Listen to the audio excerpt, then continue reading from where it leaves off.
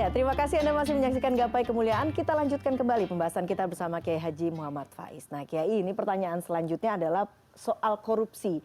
Nah, apakah kemudian korupsi waktu bekerja di sebuah instansi ini sama sebetulnya dengan korupsi uang sebetulnya, Ya, Kiai? saya ingin menjawab ini dengan cerita di masa saya di pesantren dulu. Saya punya guru yang sangat zuhud. Allahumma gfirlahu, namanya Kiai Haji Abdul Muhid Abdul Fattah, orang dari Jepara, punya gelar doktor, tapi orangnya sangat merakyat. Ngajar di pesantren, ngajar di musola-musola, luar biasa. Kalau selesai mengajar di akhir tahun, kita mau ujian akhir tahun, itu beliau selalu minta maaf kepada kami muridnya. Minta maaf kalau saya terlambat masuk kelas. Saya bertanya dalam hati, kenapa? Beliau menjawab, karena saya digaji untuk mengajar, 1 jam pelajaran itu 60 menit. Kalau saya terlambat 10 menit, berarti ada ilmu yang tidak saya sampaikan selama 10 menit. Padahal saya digaji 60 menit. Itu beliau mendatangi kami satu-satu di meja untuk minta halalnya, minta ridhonya. Padahal kita kalau guru datang terlambat itu senang. Alhamdulillah Pak Guru tidak masuk, bisa tidur lagi. Karena dulu kan di pesantren capek ya, punya banyak pelajaran, punya banyak kegiatan gitu. Tetapi beliau meminta maaf. Dari situ kemudian saya menyadari betul bahwa seorang mukmin itu memiliki integritas. Integritas yang harus dia penuhi. Oleh karena itu kalau menjawab seperti ini, maka kita lihat ya, ketiga orang itu korupsi waktu, itu bagaimana akadnya. Akad dengan orang yang memberi dia pekerjaan kan. Ada orang yang ketika bekerja itu kinerjanya berkaitan dengan waktu. Kayak guru tadi kan. Kalau 60 menit dia hanya datang 40 menit, bagaimana dia akan bisa menyampaikan apa yang seharusnya disampaikan 60 menit. Buruh misalnya di pabrik yang kemudian kalau dia bekerja di pabrik konveksi, menjahit pakaian, itu kan basisnya jam. Kalau dia malas-malasan, boleh jadi sehari hanya bisa 3 baju.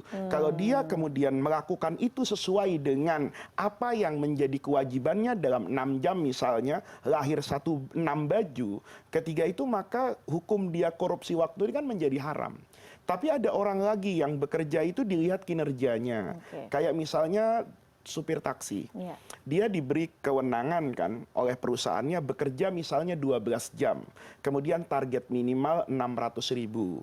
Kalau Anda sudah mencapai 600.000, itu dianggap sudah bekerja 1 hari. Nah, kalau orang tadi misalnya dalam 3 jam pertama bisa mendapatkan katakan 1 juta. Kemudian dia merasa ini sudah cukup. Ya, untuk dia beristirahat terlebih dahulu 2 jam itu driver tidur. Maka di sini tidak ada yang haram. Karena apa yang dia kerjakan itu tidak berbasis murni dengan rentang waktu yang diberikan. Nah, bagaimana dengan kemudian pegawai? Ya, ini harus hati-hati. Kalau misalnya pegawai itu dibebankan pekerjaan, yang pekerjaan itu tidak ada ukuran pastinya. Misalnya gini, pegawai imigrasi itu di bandara, kan tugasnya dia nyetempel paspor kita. Kalau dia kemudian korupsi waktu tuh, orang disuruh nunggu, dia minum kopi dulu, minum teh dulu. Kemudian nanti gara-gara seperti itu, shift dia kan selesai itu. Diganti orang lain, sehingga orang lain tuh terbebani dengan beban pekerjaan yang tidak adil. Seandainya shift sebelumnya bekerja dengan baik, mungkin antrian ini tinggal separuh. Tapi karena yang pertama tadi korupsi waktu, jaga imigrasi sambil buka WhatsApp misalnya, sambil makan, minum pada jam kerja, sehingga tumpukan pekerjaan itu menjadi berlebih. Maka ini juga hukumnya menjadi haram kan, karena dia mengambil nanti gaji dia bukan atas kinerja yang seharusnya dia berikan kepada orang yang memberi pekerjaan tersebut. Bahkan Islam itu mengajarkan profesionalitas begitu ya sebetulnya ya Kiai ya. Dan ada hukumnya. Ayat Quran itu jelas, aufu bil uqud. Anda itu harus memenuhi semua ketentuan bil uqud apa yang Anda transaksikan. Saya kan ketika mau masuk pekerjaan, kan diberitahu kan, pekerjaannya apa saja gajinya sekian. Kalau pekerjaan yang itu gajinya sekian. Kalau yang ini gajinya sekian. Begitu saya setuju, maka kata Quran aufu, penuhi apa yang sudah kamu tanda tangani itu fakta integritasnya gitu loh. Oke, semoga dengan penjelasan kayak ini kita semakin menyadari begitu ya bahwa korupsi waktu itu sama beratnya dengan sama haramnya dengan korupsi uang sebetulnya ya. Apalagi kalau yang kemudian akhirnya menimbulkan keburukan buat orang lain begitu ya. Tadi aja yang dosen aja yang muridnya senang aja itu juga itu masih meminta dia halalnya kan. Bagaimana ketika ada petugas yang seharusnya menyelesaikan kartu tanda penduduk dalam waktu 1 hari tiba-tiba 1 bulan. Hanya karena boleh jadi dia tidak menggunakan waktu dan jam kerjanya secara efektif. Baik, baik. Sekarang setelah korupsi sekarang kita bicara soal suap ya ini ya.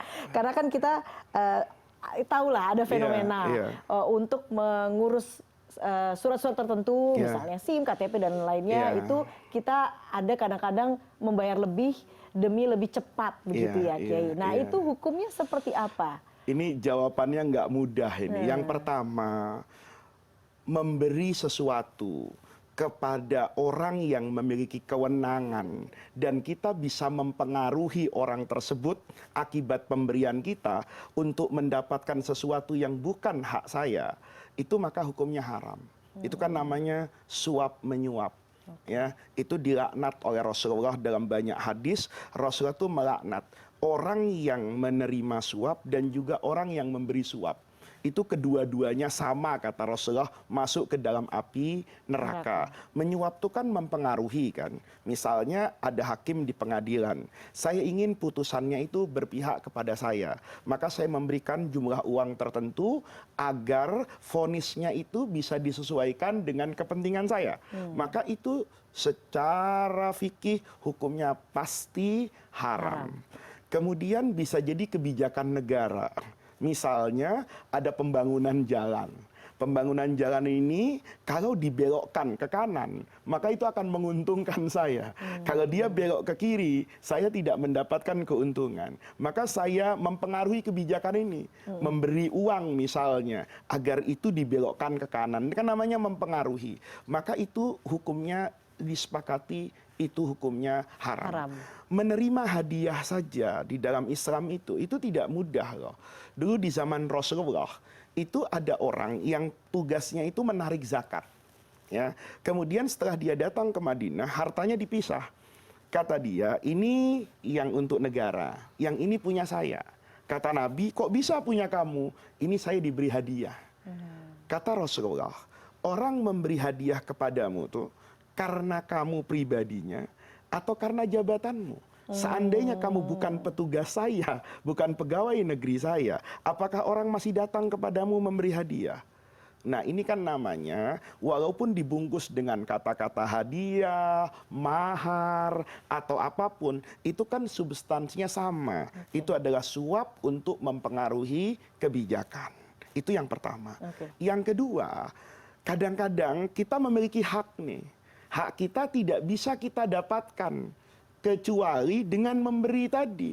Kan bisa jadi nih ya, ada orang misalnya ya, dia sudah berhak untuk mendapatkan tertentu, katakan ijazah.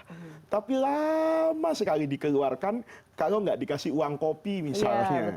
Nah, sementara kalau ini tidak keluar, ini akan menghambat kemaslahatan dia.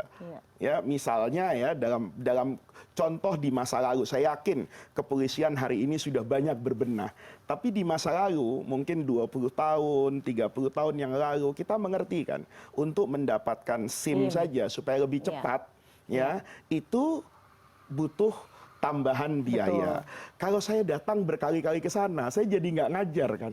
Saya berpikir, kalau seperti ini bagaimana ya Allah?